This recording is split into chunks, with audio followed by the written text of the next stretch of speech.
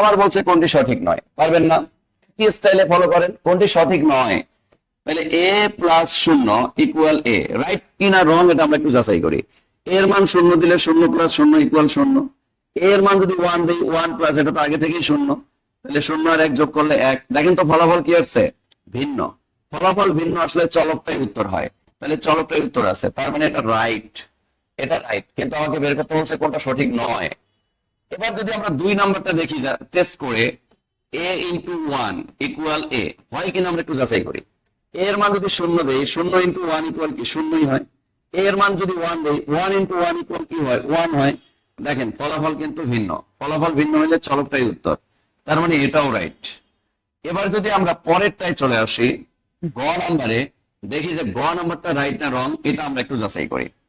গ নাম্বারে দেখতেছি এ প্লাস এবার আছে, তাহলে এখানে এ এর মান যদি আমি শূন্য ধরি তাহলে এটার মান ওয়ান, শূন্য আর এক যোগ করলে একই হয়। এটার মান যদি এবার আমি ওয়ান ধরি তাহলে এটার মান কত ধরতে হবে? শূন্য, তাহলে এটারও মান কত হবে? ওয়ান। তাহলে এই দুটার ফলাফল ওয়ান, ওয়ান কি দেওয়া আছে? আছে, তার মানে এটাও রাইট। এই বেটা তাহলে রং। এই বেটা কেন রং তাও আমরা একটু যাচাই করে দেখি।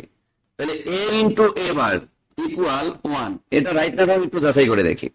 এর মান যদি শূন্য ধরি, এবারের মান ওয়ান, শূন্য দ্বারা কোনো কিছু গুণ করলে শূন্য হয়। এর মান যদি ওয়ান ধরি, এবারের মান শূন্য, আবার শূন্য দ্বারা কোনো কিছু গুণ করলে শূন্য হয়।